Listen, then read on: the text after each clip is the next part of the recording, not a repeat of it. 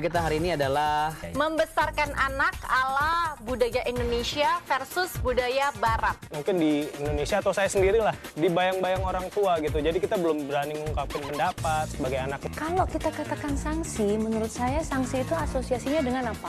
Punishment. Dan itu berdampak negatif. Lifers! Solusi Life Inspire to Change hadir kembali menjumpai Anda bersama saya Andi Watnya dan rekan saya. Saya Verlita. Tema kita hari ini adalah apa nih? Ini yang seru nih. Seru ini banget ya.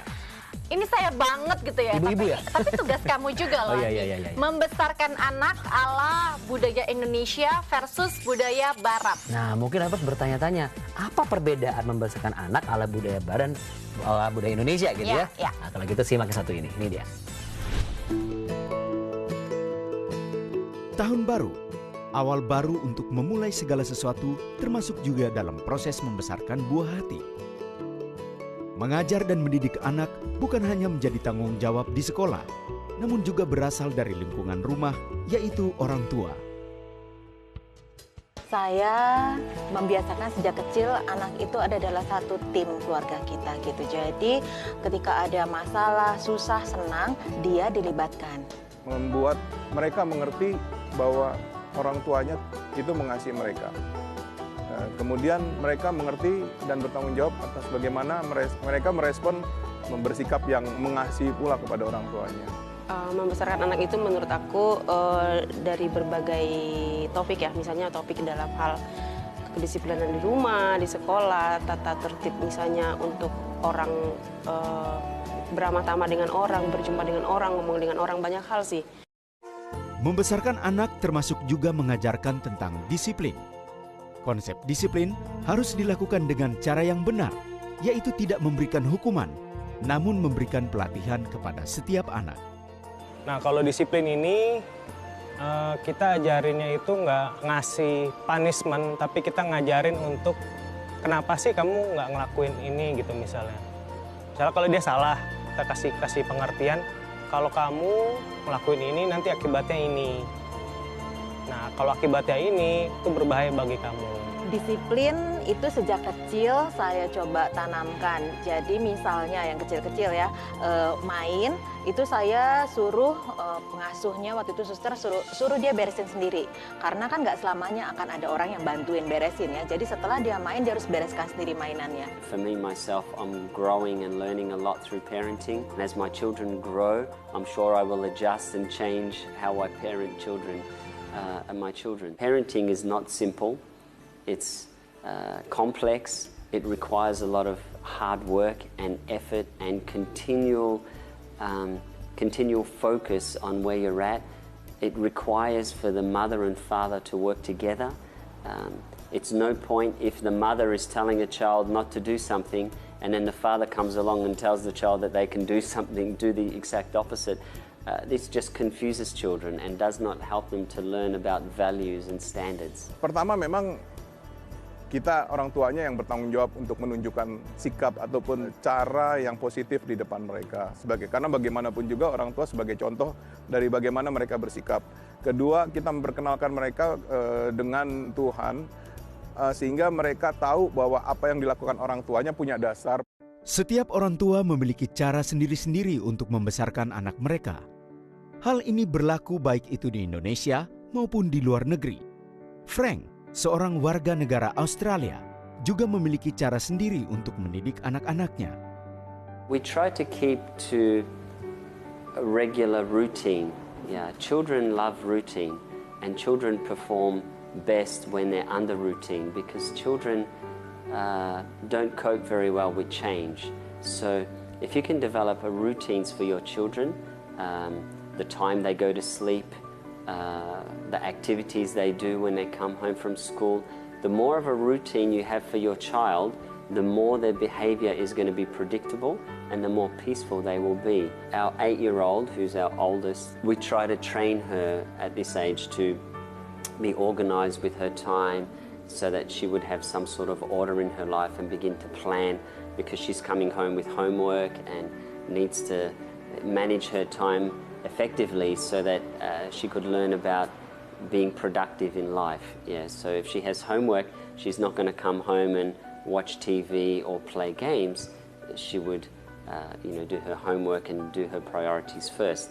But for our 3-year-old, maybe we're not so strict in this area because maybe her lifestyle is a little bit different and doesn't necessarily have as much responsibilities as an 8-year-old. And I'm sure when they're 15 years old, they would have another set of standards that they would have to maintain as far as time management and things like that.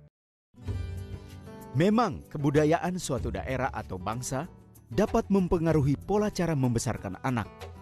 Bagaimana menurut mereka perbedaan antara membesarkan anak dengan budaya Indonesia dan budaya Barat? Kalau mungkin orang luar kan dari bayi mereka sudah tidur terpisah, itu mengajarkan anak untuk lebih mandiri. Tapi kalau di Indonesia mungkin sampai SD kelas 6 pun masih kita nggak berani untuk membiarkan dia di kamar sendiri karena kita takut gitu. Jadi mungkin itu dari segi situ aja sudah berbeda. Kalau budaya kita itu kan masih ketimuran lah. Anak-anak mungkin di Indonesia atau saya sendiri lah, kita kadang-kadang masih di bawah, di bayang-bayang orang tua gitu. Jadi kita belum berani ngungkapin pendapat sebagai anak. Nah, mungkin kalau di Barat karena emang sudah prosesnya sudah jauh lebih sebelum kita, mereka sudah mengajarkan itu duluan ke anak-anak gitu. There's no difference.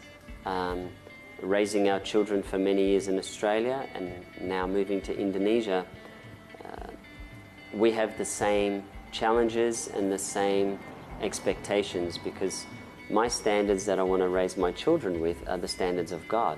And God's standards are universal across the world because it's according to the Bible, not according to traditions or culture made by man. So for me personally, there's no difference. However, one of the biggest challenges for parents in Indonesia is the idea of having a babysitter. In Australia, it is very common for a young child, once they start to eat solid food, for that child to learn to feed themselves. There are other cultural differences in Indonesia which I think are much better than, say, in the Western world, and that is the strong emphasis and sense of family. Family values, the value of being together and living closely together is a beautiful value that is installed in this nation, and I think that's a wonderful thing. Where in the Western world, for example, when a man and a woman get married and become husband and wife, they leave the home, they go live in their own house and basically start their own life and don't necessarily focus on looking after the parents so much or trying to keep the family bonded close together. So that's a beautiful value that we have here as part of this culture. Then family is very important to God, and it's something that we do need to give as a priority, and so I think that's a good thing for Indonesia. Penelusuran dan komen-komen yang ada memang benar sekali ya. Memang ada perbedaan, tetapi pada dasarnya sebenarnya inti adalah keluarga itu yang paling penting. Hubungan yang harmonis antara anak dan juga orang tua. Dan aku suka sekali ini, parenting ini. Mau budaya Indonesia, mau budaya Barat, intinya kita tujuannya tetap sama, goalnya sama gitu. Iya, Mendidik benar. ya. Berarti kita harus tahu bagaimana cara mendidik anak yang bisa jadi sebagai satu referensi untuk kita. Dan bagaimana juga cara atau hal-hal yang harus diperhatikan dalam kita membesarkan anak. Karena perlu improvisasi juga kan? Benar. Ada kreasi-kreasi juga untuk membesarkan anak kan? Jadi kita langsung saja sama-sama saksikan solusi pakar berikut ini.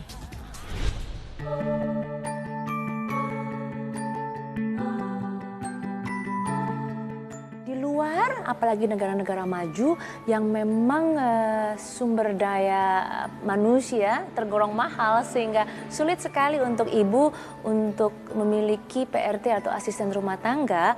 Jadi ibu biasanya memutuskan untuk berhenti bekerja dan fokus kepada mengurus anak. Nah, berbeda dengan negara berkembang di mana sumber daya manusia tergolong murah, jadi ibu bisa bekerja dan juga memiliki fasilitas asisten rumah tangga dan atau pembantu rumah tangga di rumah untuk mengasuh anak. Nah, dengan adanya perbedaan demografik seperti ini, nah terlihat bahwa pola asuh negara yang lebih maju itu memiliki penerapan disiplin kepada anak yang jauh lebih tinggi dan dimulai dari usia yang sedini mungkin. Di sini karena segala sesuatu sudah enak, segala sesuatu sudah mendapatkan banyak fasilitas, sehingga anak juga lebih cenderung manja. Manja karena apa? Karena orang tua bekerja biasanya, dan ada rasa bersalah yang timbul dalam diri orang tua, sehingga biasanya lebih memberikan banyak reward kepada anak.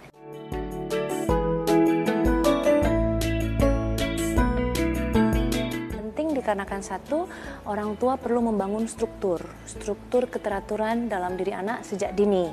Artinya anak juga perlu tahu ada kualitas tidur ya, tidur yang baik, itu untuk perkembangan otaknya juga, dan untuk di masa depan mempersiapkan anak juga memiliki pola hidup sehat dan efektif. Dan yang kedua adalah anak mempelajari mengenai skala prioritas.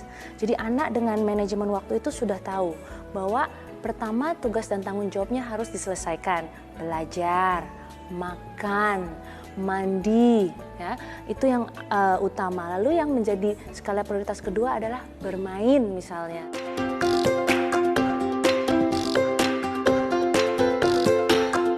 Kalau terjadi pelanggaran, apa yang harus dilakukan? Ya, kalau kita katakan sanksi, menurut saya sanksi itu asosiasinya dengan apa? Punishment.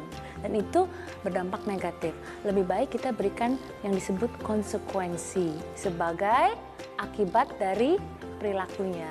Kenapa pola pikir dan mindset seperti ini harus diperkenalkan kepada anak? Karena setiap manusia ketika mengambil keputusan dalam hidup kan punya akibat. Jika orang tua sudah menerapkan disiplin sejak dini, harusnya tidak ada resistensi dan tidak ada pelanggaran karena sudah menjadi habituasi, artinya anak sudah terbiasa. Nah, yang sering kali terjadi adalah orang tua menerapkan disiplin sejak dini tapi tidak konsisten. Nah, kadang iya, kadang tidak. Nah, ini yang menimbulkan kebingungan kepada anak dan juga sering terjadi pelanggaran-pelanggaran kecil.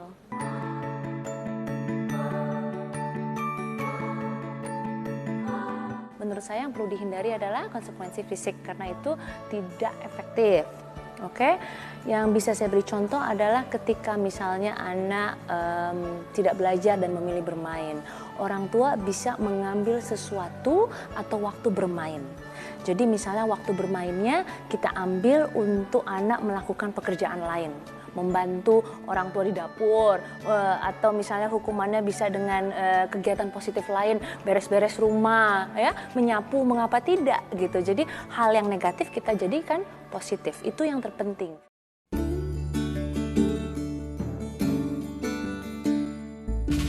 Anda harus mulai dari sejak dini, ya. Orang tua di sini memegang peranan penting, ya, memegang peranan penting dalam membuat, mendesain manajemen waktu yang baik. Seperti saya katakan, kalau bisa suami dan istri ikut sama-sama mengambil kesepakatan ini, lalu langsung aplikasikan kepada anak. Nah, sulitnya adalah ketika anak sudah mulai besar pada saat usia sekolah, di mana anak mulai banyak tanya, di mana anak mulai berpikir kritis. Nah, di sini orang tua perlu memberikan pemahaman kepada anak. Ditambah lagi nanti seiring dengan berjalannya usia, kalau anak sudah mencapai usia pra-remaja atau remaja. Nah, anak di sini bukan saja kritis, tapi mulai ada rasa rebellious, ada rasa berontak gitu ya. Nah, di sini orang tua bukan hanya saja memberikan pemahaman, tapi sudah harus duduk berdua, berdiskusi dan mengambil kompromi. Sudah mulai mengambil kata sepakat dengan anak.